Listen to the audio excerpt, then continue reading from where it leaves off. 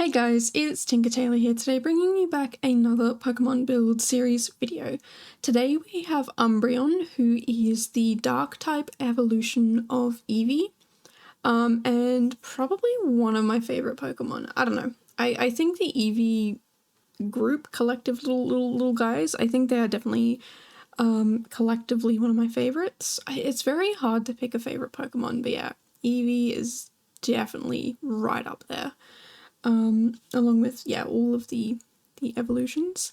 But this build, yeah, the way it turned out, I'm really pleased with how it turned out. I think sometimes, when I'm building, I'm like, man, I don't know, like, it's new, it's fun, it's something different. And, Espion's build, which you will probably see in the background of this build off to the left. I had fun doing that. It wasn't really my style, but, I was just trying things out, trying to, pick new things that I wasn't necessarily used to doing or comfortable with doing. But yeah, this build, I don't know, man, it just turned out really good. I'm really impressed with myself. I'm one to be pretty harsh on myself, especially with the builds being like, what did I even do? But for this one, I'm like, you know what, like, yeah, you could have improved in certain areas, but like, this is still pretty good. Like, you should be proud of yourself. So yeah, I'm definitely making sure to be proud of myself because, a win is a win and I'll take one where I can get one. So yeah, with this build, I definitely was inspired by a lot of more harsh stuff, more, I don't want to say necessarily masculine, it's masculine is probably the best word for it. But yeah, like darker colors, going with brick and, just kind of keeping it really simple, I guess, with a lot of the things.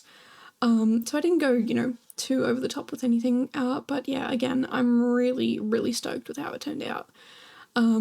So yeah, definitely let me know your thoughts down below on this build, especially when you see it like closer towards the end. I just think, where is this creativity hiding when I need it, Obviously I'm comfortable with this sort of style of build, but like, where is it when I need it for the more creative builds? Because yeah, this is definitely something that's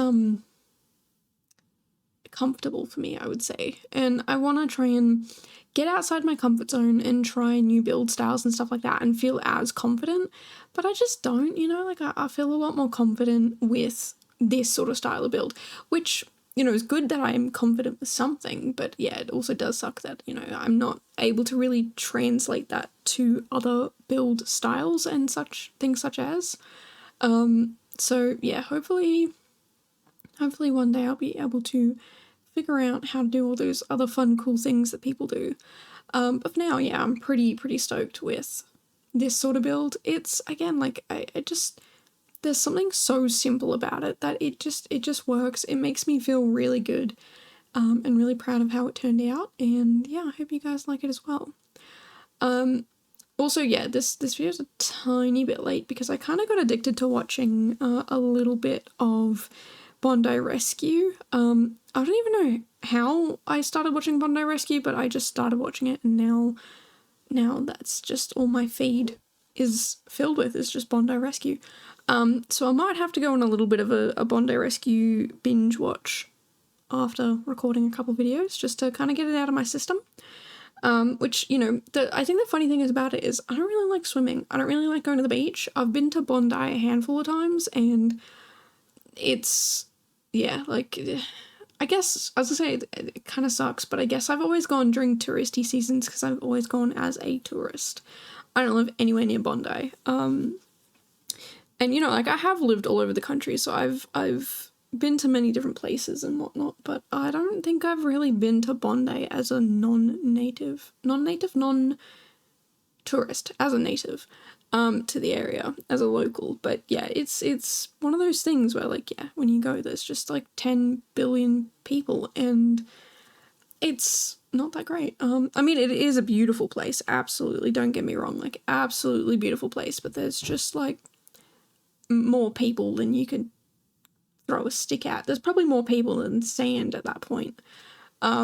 So yeah, it's probably a place I definitely want to visit when there's way less people. but there's always gonna be people at Bondi. It's a touristy place. It's like, you know, if you were to go into like Sydney City, it's the same thing, or like any city really. Like, you're gonna find tourists there no matter what.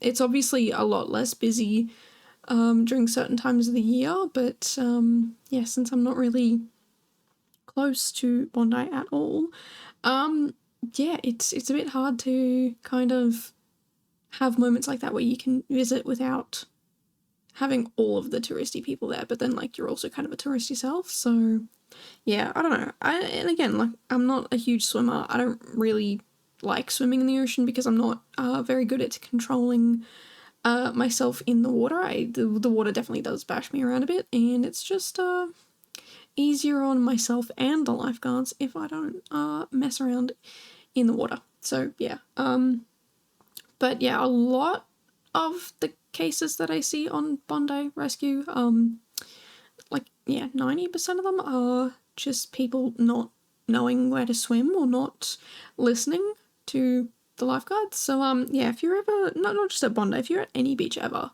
make sure you swim between the flags. It's yeah, it's a dangerous place, the ocean. So yeah, but you guys are not here to hear about Bondi Beach, which I'm not really an expert in. Like I said, I've only been there a handful of times in my entire life. The first time was like, oh, probably like 10, 15 years ago. So yeah, it's, and then maybe the last time was, I don't know, like, I just don't really go that far. You know, it's a, you gotta go for a bit to travel. You know, I'm not very specific with where I live. I do say East Coast Australia, but I don't specify where. But yeah, when I do travel, I make sure to try and visit all the spots that I want to see. So, you know, if I live in one state but I'm visiting another, I'll definitely go check out all of the cool, fun things that are around, and you know, that maybe I have been there before or maybe I haven't. But just to, you know, kind of adventure and be out and check things out. So yeah, it's definitely, yeah. Long story short, yeah, just listen to the lifeguards. There's a little bit of a roundabout way of me trying to get back to this build, but yeah, anyway, this build, absolutely love. I know in the last build I talked about I'm not a huge fan of pink, and I wouldn't really want to live in that build, but this one, absolutely, it's gorgeous. Are you kidding me? Like, I hate to toot my own horn, but like, I think this is my exact style of build. I think I can also imagine this sort of build at Bondi now that I think about it, but this is also a sort of build that I can see in like a fancy suburb on the outskirts of the city, of any city really. It's not really something I see in the middle of the countryside. This doesn't give countryside vibes to me. But you never know, you might see a cool build like this in the countryside.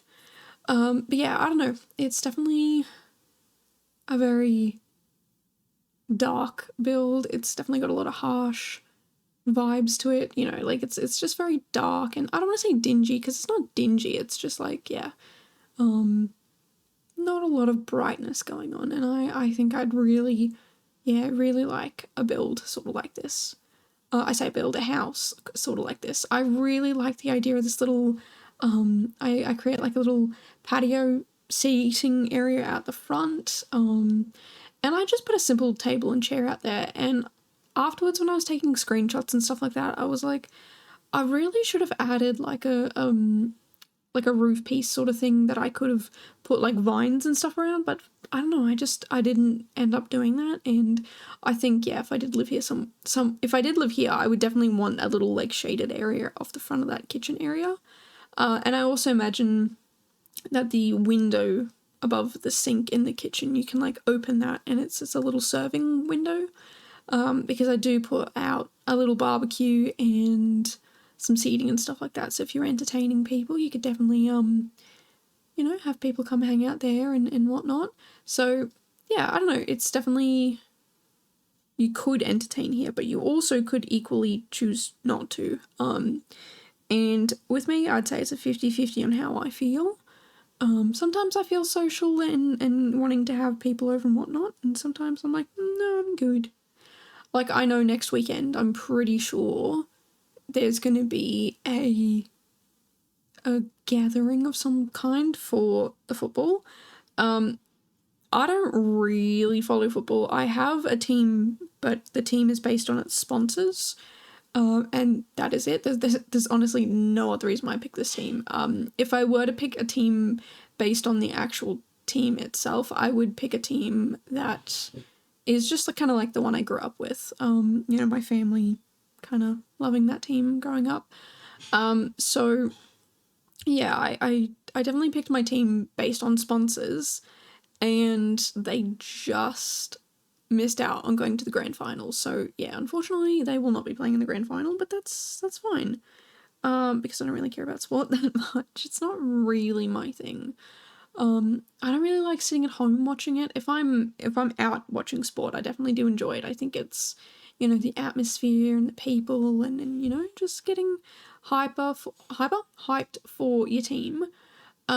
But yeah, sitting at home watching it, not necessarily my thing. So yeah, definitely something that, yeah, like my roommates love sport. They're watching it year round. There's always a sport they're watching. And if there isn't a sport that's like the one they usually watch, they'll go find something else. They've gone down rabbit holes and watched some really weird sports while waiting for other normal sports to resume. They found dodgeball, but with clowns juggling at the back. I say clowns, but people juggling at the back, and the goal of the dodgeball is to knock the juggler out. I wasn't there. They were explaining it to me. It's they watch some really weird stuff when their sports are not on. But yeah, it's not really my thing per se. Again, if I'm watching it in person, I do enjoy it. I definitely do get into the the team spirit and whatnot. But yeah, the whole watching it on TV, I don't know. I kind of start to get a bit bored. And my attention kind of goes off elsewhere because it's not the same. The atmosphere is not the same, But it's been a while since I've been to an in-person sporting event. I actually used to volunteer at a baseball club, and that was all cool and fun and everything to watch because I volunteered in the canteen, so I was able to watch the sports because it was held like one of the fields was right in front of us. So that was fun and good, and I actually had family members playing on the team and stuff like that. And baseball's not all that big here, so it does become a very like tight knit, close family. But yeah, my actual family members also played, so it was just a very close thing. It was good. But yeah, I just don't really do sports. You bet your bottom dollar that TV is going to be running like Sims live streams and stuff like that. I don't think I'd be putting sports on it. Yeah, I don't know, it's just not necessarily my thing, I feel like we all have our things that we like to watch and things that we don't, and there's definitely sports people and there's definitely anti-sports people.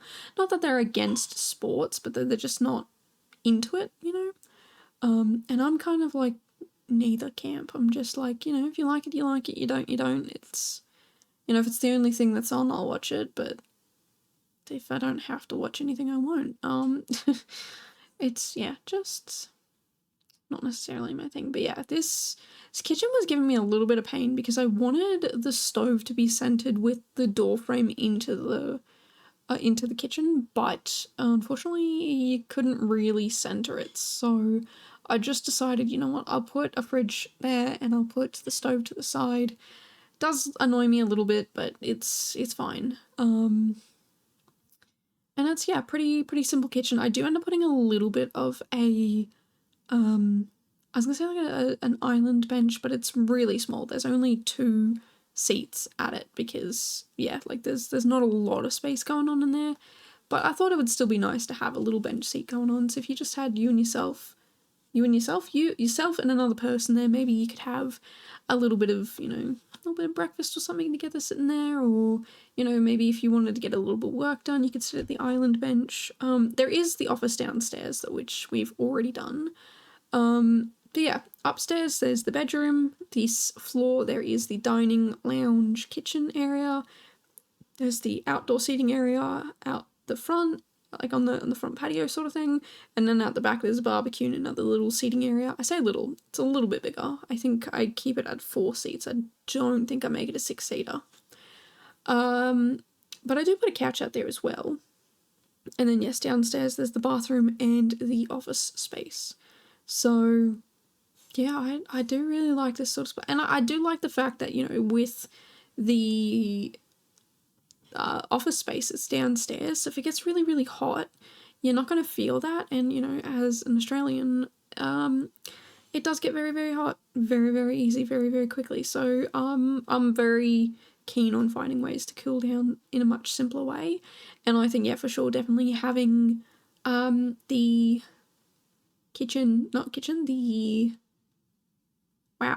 office, that's the word. Having the office downstairs is definitely helpful.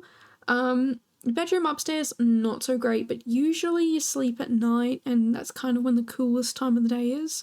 There are those big curtains there as well, so you can pull those closed to stop the heat coming in. I put curtains all over this house. Sometimes I don't bother because I'm like, yeah, do you really need it? But yeah, with this house, I was like, yeah, okay, you kind of do need it if it gets really hot in here.